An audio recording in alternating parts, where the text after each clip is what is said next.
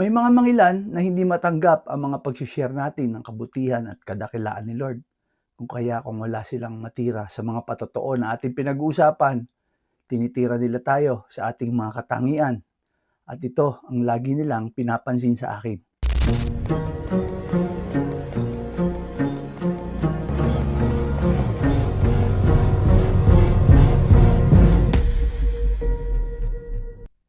First Corinthians 11 verse 4, every man praying or prophesying, having his head covered, dishonors his head.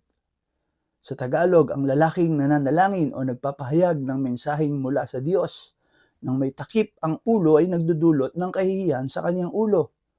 Alam niyo po mga kapatid, some 3 years ago, nung magkaroon ako ng cancer, naka 60 na chemo ako at alam naman natin lahat na pag nagkikimo nakakalbo. Nasanay na po akong mag-wear ng sombrero at nadala ko po ito. Hanggang sa ngayong cancer-free na ako.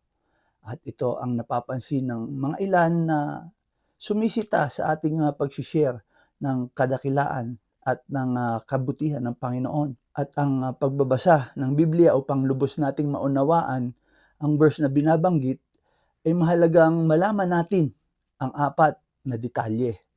Una, sino ang nagsasalita? Pangalawa, sino ang kausap? Pangatlo, ano ang pangyayari? At pang-4, ang verse ba ay command, story, prophecy, or metaphor? Basahin din natin ang mga naunang verse at ang mga sumunod na verse para makumpleto ang passage. Ngayon, ang 1 Corinthians 11 verse 4 ay sulat ni Paul sa mga taga-Corinthian Church, kung saan nung panahon na yan, ang head coverings were a significant symbol of authority and propriety in worship. Sabi natin kanina, alamin natin ang verse kung command, story, prophecy, or metaphor. Ngayon, ito pang 1 Corinthians 11 verse 4 ay command ng Panginoon? Definitely hindi. Ang sabi sa verse, ang lalaking nananalangin o nagpapahayag ng mensaheng mula sa Diyos nang may takip ang ulo ay nagdudulot ng kahihiyan sa kanyang ulo. Ina-address ito ni Paul na ang custom na ito is to teach about order and respect within the body of church. Sa ngayon ba applicable pa ito?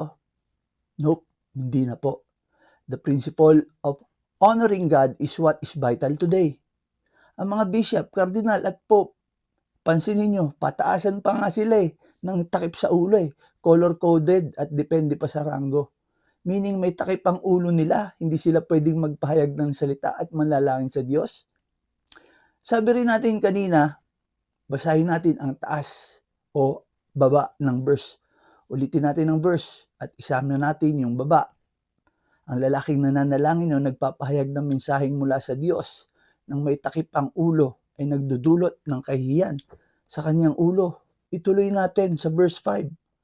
Ang babae namang nananalangin o nagpapahayag ng mensaheng mula sa Diyos nang walang talukbong ang ulo ay nagdudulot ng kahihiyan sa kanyang ulo. Para na rin siyang babaeng inahitan ng ulo. So yun lang ang binabasa nyo sa akin, yung verse 4. Di nyo sinasama yung verse 5. So ang mga babae naman daw ang dapat magtalokbong kapag nananalangin? Again, sabi natin, kailangan alamin natin ang konteksto ng verse na binabasa natin. Kung ito ba ay command, kwento, prophecy, o metaphor. Sa ating panahon, mga kapatid, what God desires is more of our heart, more than our appearance. Focus on the condition of our hearts. Heart of worship ba yan, which honors God? So ginawa ko itong devotion na to para at least i-copy ko na lang yung link i-paste ko as a reply doon sa mga nagbabash sa akin tungkol sa kung bakit ako nakasombrero, na sinasabi na ako'y bulaan sapagkat ako'y lalaking nananalangin o nagpapahayag ng mensahe mula sa Diyos na may takip ang ulo at nagdudulot ng kahihiyan sa aking sariling ulo. Tara kapatid, manalangin tayo. Maaari kang yumukod o ipikit ang iyong mata at imbitahan natin ang presensya ng ating Panginoon.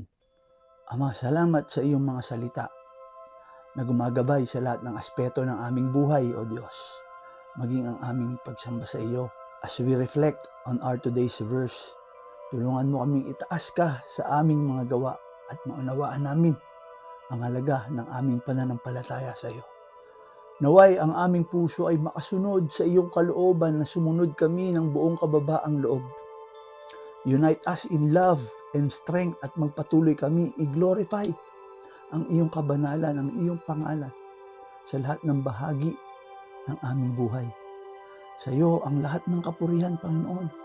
Sa iyo ang lahat ng pagsamba. At amin itong ipinapanalangin sa pamamagitan ng aming Panginoon at tagapagligtas na si Jesus. Amen.